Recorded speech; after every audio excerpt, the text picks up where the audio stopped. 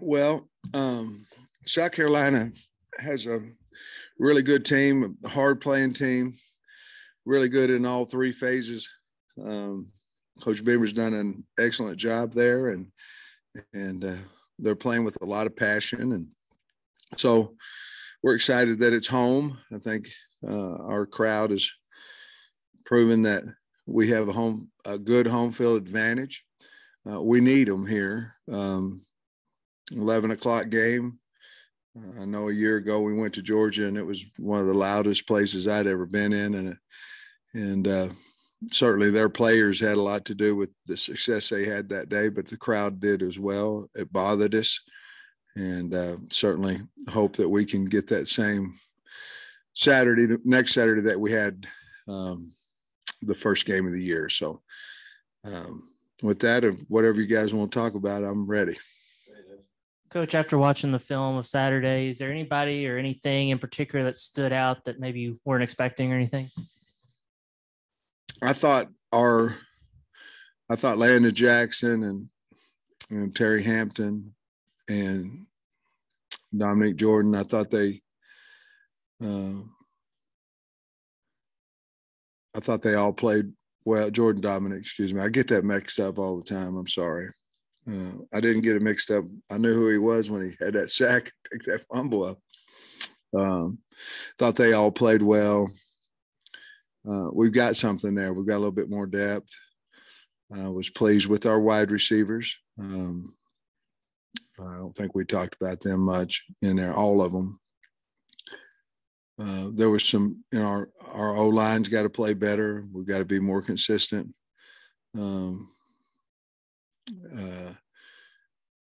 With our reads and different things on offense. Defensively, we've got to play better in the secondary. But all those things, none of it was we're not playing hard. Our eyes are in the wrong spot. We just didn't cover them sometimes, and we didn't block them sometimes, and we've got to get better. But if you look back last year, I think after the first game and to the second game, we improved quite a bit. And that's old coach's cliche, but that's pretty accurate. You should improve more in the second week. That really you get game tape, you get live action, and so we look for a lot of improvement out of our team. Do you have any update on the Catalan, Slusher, and Isaiah Nichols? Well, we're not ready really to figure out exactly Catalan's situation. We haven't, let's say that, I guess. Slusher's in the same boat there, and I think Nichols will be fine. The definition of Beamer ball back in the day was great special teams, and you crossed paths with Shane. Yeah. Is he they blocked 2 punts for touchdowns, I think, in this game. What is it that what do you think he's done that's kind of adapted maybe his dad's ways, and what is Beamer ball, Well, I think it comes, from his father, where you can win games on special teams. You look at Saturday's game, they kicked the onside kick, they squibbed a kickoff, they faked a field goal that got them 7 points. They got down first and goal on the 2 on a fake field goal. They blocked 2 for a touchdown. So, special teams, they scored 21 points basically.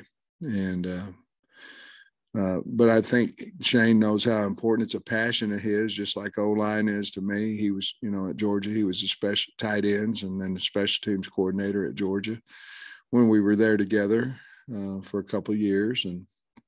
And so it's like anything. You emphasize it, you have passion for it. Hopefully your team's a little bit better at it, and they certainly are. They're really good on special. They're a good team, but they're a good team in all 3 phases. I was going to ask you about the D-line because it looks like you went 8 or 9 deep. How did everybody grade out? Did they play as well as maybe you anticipated they would, or better? I thought Terry Hampton played really well. That would be the first guy right off the bat that I thought played a really good game. Landon Jackson played hard, had some plays. I think he's just going to get better. He didn't play a lot because of his injury a year ago. So I think he'll just get better. Those two guys, Stu did fine. But those, and then of course, Dominic, anytime somebody makes a big play, sticks out, but consistently, I thought our transfer guys played really well. And then the other guys we had, Williams, Zach, he played a little faster. I thought a little better than what he did a year ago, but I was pleased with the D line. I think Cincinnati had a good physical offensive line. Coach, I was curious about what you thought about their offense, just how they run it. I mean, sometimes they're 5 wide, sometimes they're 11 personnel, sometimes they're in the wishbone. What's amazing is their number one set was empty Saturday, and of course, if you had Spencer Rattler, you'd probably want to do that. Where he's most dangerous is when he gets out of the pocket. I mean, when he gets out of the pocket, he can throw on the run as accurate as anybody, and so I think that's game plan for them. Maybe part of them is trying to find out exactly, what they are on offense. I don't know. I like the Lloyd kid. I think he's a really good running back. He's been hurt a little bit in his career, but he shows a lot of speed. Jumped over a guy on Saturday night, but I think anytime you go empty, you feel good about your tight ends and your wideouts, and of course your quarterback. But they do a lot of things. In one game, there was a lot going on with options, with toss plays, with what we call truck plays, down, pull. And they did have a complement of inside and outside runs, trying to get it out on the outside, not necessarily with outside zones, but more toss type plays, option type fast hitters, trying to get the ball on the edge. So we'll see anything they change or not. I don't know. Just your general impressions on the defense. I'm not sure on the personnel, but it looked like the 2 edge guys like to stand up a lot. They've got 2 really. I mean, they've got a lot of good players, but Brad Johnson and Cam Smith are really good players. And Cam Smith, I think he might be projected in the first round. They're playing him a little bit more nickel this year, corner, but he's really good. And then you're talking about 7 and 5 out there, and both of them are good players, big. They've got good size. Anytime you have good linebackers, in my opinion, you have a chance to have a good defense. I think that's a strength of theirs, and so they have 6 starters coming back, I believe, from last year. So they've got a lot of experience. Cornerbacks stand now that you've seen them through one game, and did you get any clarity there? Well, we have a lot of work to do. I think probably Nudie and Clark, Chavis would be another one that, there's still guys that need to get on the field somehow, but they got to practice better to do that. But I think those 3 are right now are probably ahead of the rest of them at this point, but we'll see how practice goes. Are you concerned about depth at nickel at all? I know like you said, we don't really know what's happening with Slusher yet, but just what does that position look like with him potentially? Yeah, I told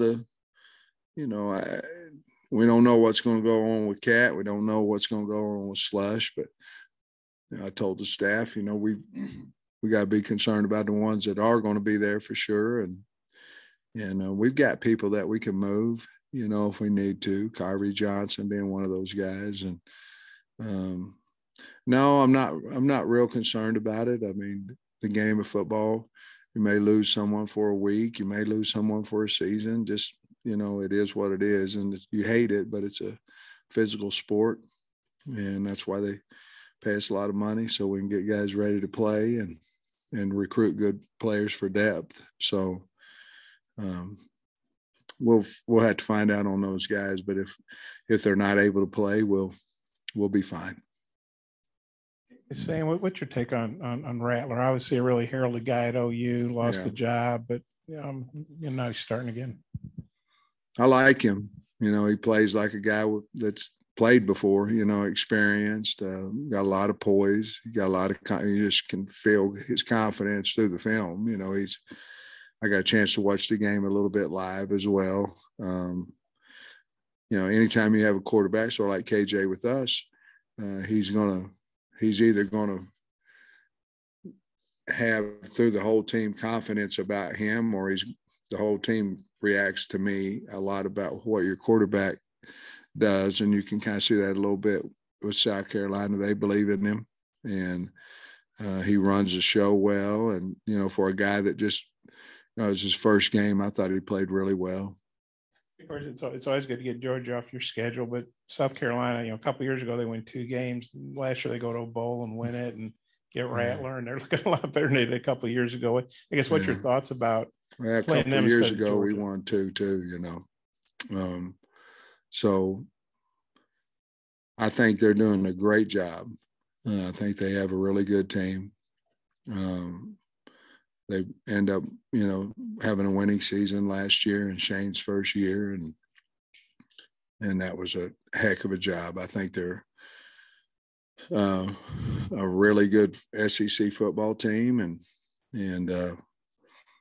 but we've had time to get better as well, but I have respect the job that they've done.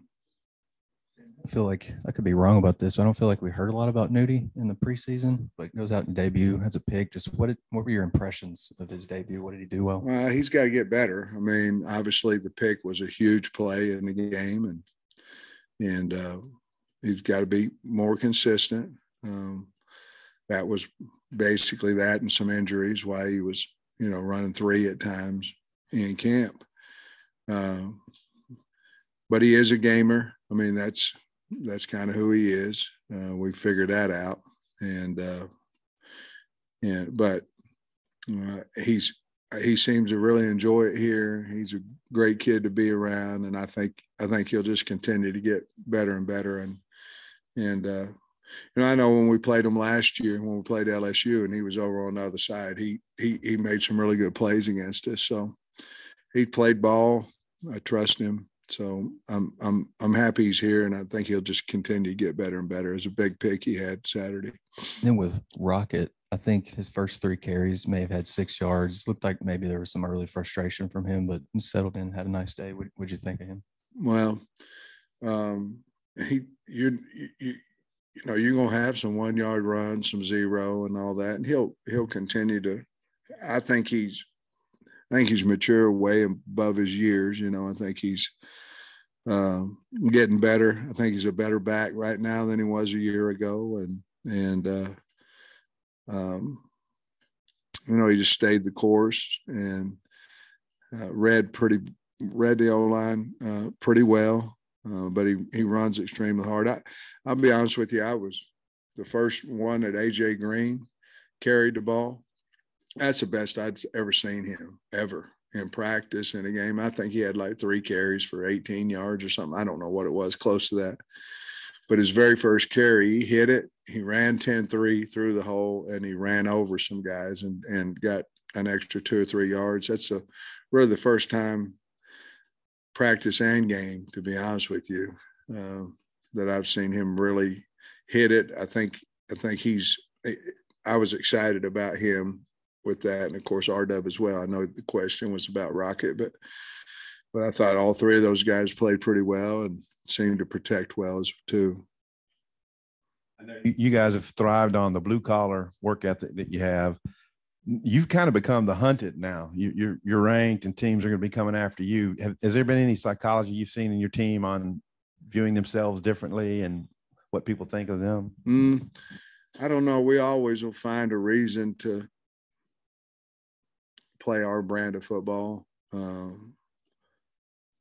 We like who we are. I mean, I don't know, you know, I don't know how good we are. I don't know how good Cincinnati is. And I mean, I don't know, but as long as we keep that chip, you know, disrespect type chip, whatever it may be, we'll find a reason, you know, talk to the team about things like that. But you're right. It's changed a little bit. You know, you see your name in the top 25 and all that kind of stuff. We've been there for a while now.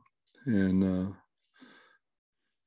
but our kids, we have a smart group of kids, and they believe in their coaches. I mean, they do. And they believe in what we've done is what we do at practice and how we play is the only reason of why we're winning.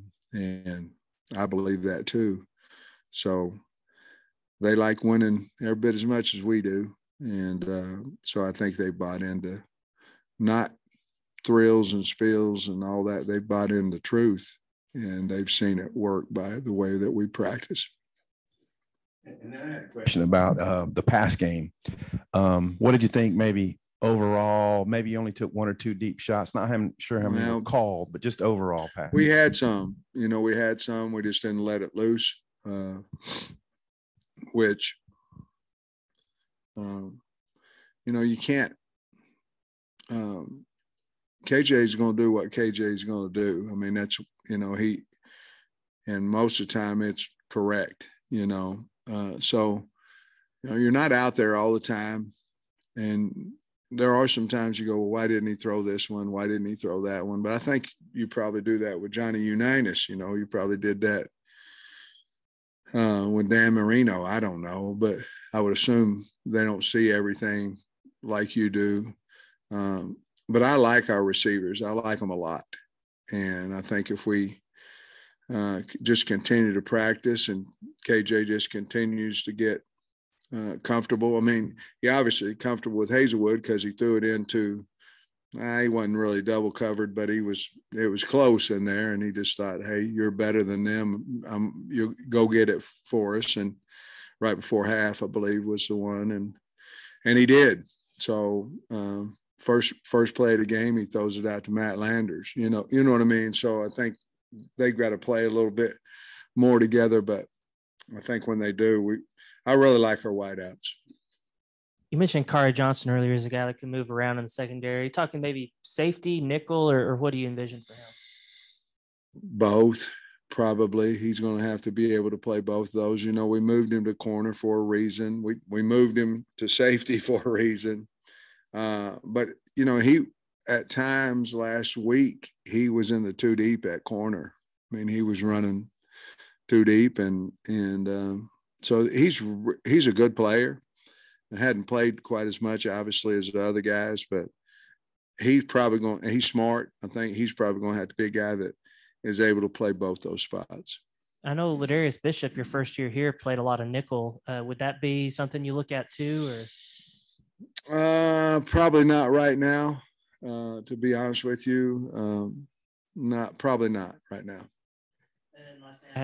How would you assess Max Fletcher in his first game? And is there still maybe an ongoing battle there with him and Reed? Yeah, there's obviously a battle there. I think if you ask Matt, he'd tell you he probably didn't punt as well as what he'd like to.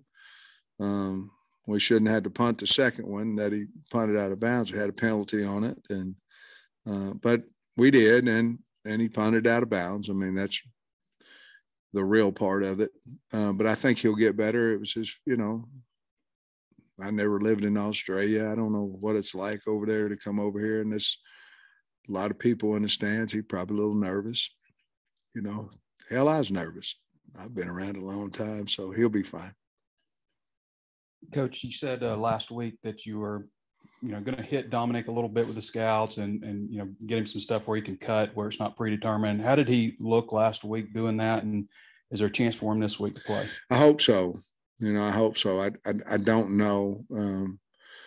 We're going to put him out there this week, today, and see what he can do. And if we feel good about it, I felt like we were experimenting with him a little bit last week.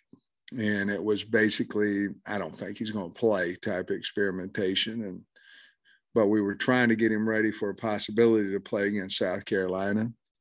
We're going to amp up his responsibility and his reps and see what happens on it. If we feel good about him and more importantly, he feels good about it, then he'll play.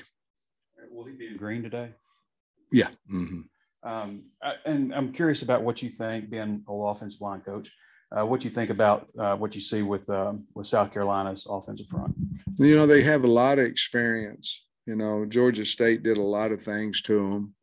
They've got a fine coach. You know, a lot of times first game of the year, you don't play quite as well as you want to. They've got a good front five. A little bit different offense than what they did a year ago. I anticipate that they'll be in here and play really well against us. They've got a lot of veterans up there. So, and I recruited or tried to recruit some of those kids when I was at Georgia. So I know they have good players, and I'm sure they'll be ready to go. Coach, I'm curious what you saw out of Luke Jones against Cincinnati. Played well. I mean, you know, Luke, when he first got here, he was he wasn't an urgent player. A little bit of not slow motion, but not full speed, kind of a like I'm thinking all the time. I don't know what they want, you know, all that. And that's gone completely away. I think he's a good left tackle in this league. And I was really, really happy. I think if you ask him, he'd probably be pretty happy. He got some things like all of us do, including me. But I think he had a good game. And then at linebacker, aside from Bumper and Drew, what did you think of the other guys? Yeah, we had Pooh end up playing, I think, somewhere around 17 snaps or something like that, and did fine. Played hard, ran down a play about 25 yards down the field and got in on a tackle. And then Crook, I think Crook played 6 plays, if I'm correct.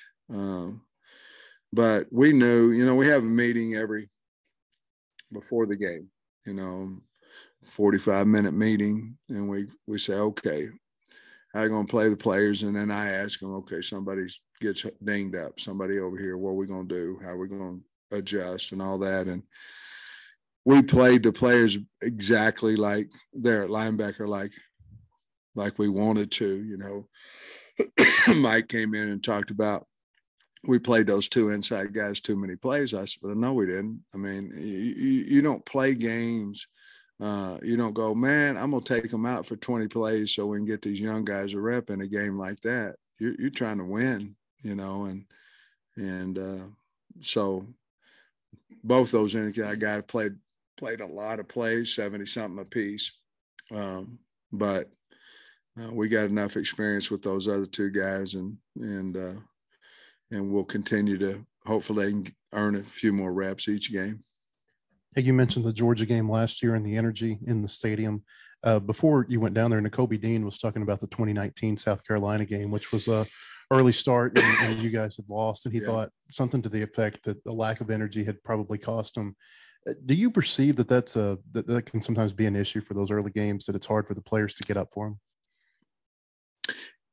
Oh, I think it's more of an excuse.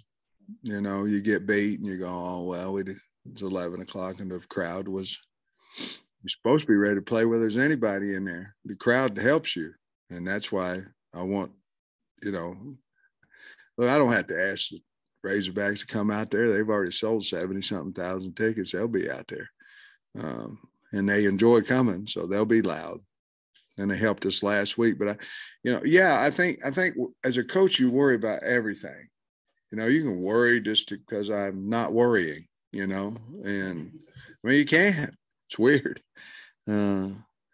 But 11 o'clock game, we practiced 6 times, you know, started at 10:15. That's not going to be the reason why we win or lose. But I'll say this, Georgia's crowd this year was deafening when we went out there, and it was a problem for us, just like hopefully our crowd's going to be Saturday for South Carolina. When you have an 11 o'clock kickoff, what's a Saturday morning schedule look like? 7 a.m. We'll do all the chapel, and our coaches' staff meeting will be Friday night after they get through with their meetings with the kids. And then on Saturday morning. It'd just be 7 o'clock pregame. And then we always do a special teams walk. And then we always do a unit walk. And we get on a bus, I don't know, about 2.5 hours or so, 2:40 before the hog walk. And about 25 minutes down there, I think. Get to the hog walk about 2:10, 2 hours and 10 minutes before, and get off and wave, walk down the hill and go in there and get ready to play. It's the greatest feeling in the world besides winning. It's awesome. How do you describe your relationship with Shane Beamer, and what do you remember about the time you guys were together? And do y'all, like, in the off season or during the season, do you guys ever text or talk or anything? Yeah, we talk. Shane lived in the same subdivision as I did at Georgia. He came in together. He was tight end coach and special teams coordinator. And obviously we worked together, in the same meetings for 14 hours a day, so we knew each other well. He has a wonderful family, beautiful family. He'd always go on bike rides and walks through the neighborhood and stop in and say hello. But he's just a really good man, really good coach, energetic guy. But we didn't hang out, be honest with you don't hang out with anybody. I mean, you're tired of seeing people when you go home. I mean, you've seen them for 14, 15 hours a day. And it wasn't from dislike. Scott Fountain lived next to me, and I never saw him. Matter of fact, Scott Fountain bought a new home, and he was, like from Andean, that close, and I never went in his house. And you get home, you're tired. So it had nothing to do with that. Shane's a wonderful guy, great coach, and looking forward to seeing him. I want to ask you about two guys, Dubinion, 3 plays, all of them productive. And then Malik, it looks like he was right on the edge of maybe letting that pass go to Hazelwood, but he was productive too. Can you maybe speak to their roles? Yeah, it was there, and Malik decided not to throw it, and he ended up making a really good play out of it. Dubinion looked good, didn't he? With the screen and then making a guy miss on the sideline. We've all seen that at practice. He can cut on a dime. And, I think, Jimmy talking to him, he thought he played Rocket he's played him just like we thought we would in our meetings, but he probably wished he would have got R-Dub a few more carries and Zero a few more carries. But I thought R-Dub was very productive for those 3 plays. He did some really good things in tight moments. Now we needed it. And so SEC was 14-0 before last night. Did you watch any conference play? I did. On Sunday nights, I study the opponent until 9 o'clock. And then at 9 o'clock, I start recruiting from 9 to whatever, 10, 10:30, whatever it may be. And so last night the game was on, guys were talking about it. So we stayed in my office where the TV is. And I said, hey, let's do some recruiting and some talking and some texting while the game's on. So yeah, I did get a chance to see the last quarter or so of the game. Sam, you guys obviously didn't have any protection issues on punts last week, but seeing what South Carolina did, knowing Beamer's reputation, is that an extra emphasis this week, punt protection? Yeah, it is. They know exactly what we do as well, because he and Scott worked side by side together at Georgia. Scott was a special teams analyst, and Coach Beamer was the special teams coordinator. So we know a lot of the things they're doing, and they know a lot about what we're doing. Georgia State was not necessarily schematics. They just misblocked. One was one was in their shield and one was on the backside of a zone type protection backside, and they're split, didn't allow them to make that block, or he false stepped or whatever. But it wasn't necessarily schematics. It was they just got beat. And so we have to emphasize, I mean, anytime you had a team coming in that had that much success on special teams, you better be ready for it, because they've got juice over there for special teams, and we've got to be really well prepared, which we will be. Big news Friday about the playoffs getting expanded. We don't know all the details in the future, but what was your reaction to that news? Yeah, I don't know a whole lot about it either, except they was talking about 12 teams, and obviously for teams like us, where you're playing in the SEC, that might allow for 3, 4, 5 teams from the SEC in the playoffs, and certainly one loss or 2 losses wouldn't just kill your opportunity to get in the playoffs anymore. And I'm all for it. I think it'd be good for the fans. I think it'd be, you're bringing 12 fan bases instead of 4, and I'm all for it. And they'll figure out how to do the bowls and all that. It probably will cost another game, but I'm all for it. On KJ's first touchdown run, Matt Landers had a block really that kind of sprung, and then on Knox's touchdown run on the sideline, Keytron had a block. What did you think about the way the receivers blocked? We really have emphasized that big time at practice, and we even have perimeter drills and all this, just things about blocking and strain. And if we're going to tell the defense they got to run to the ball, we've got to continue to play hard on offense and all those type things. And both of them were really big. And, Trey just ran right down the sideline. He's close too. He needs to run a little bit, more into the field.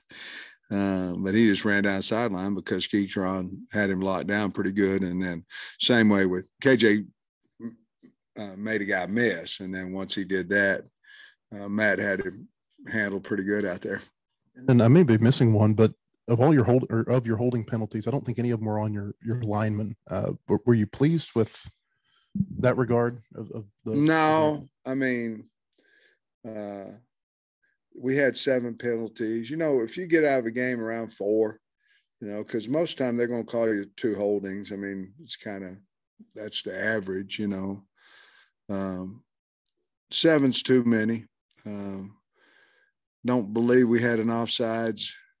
I don't believe we had a legal procedure on offense. I don't believe we jumped offsides on defense.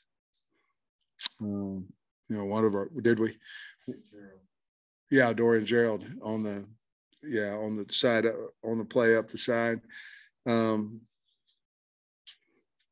We had 2 zeros on the field at one time. Those type of things, that's us, so.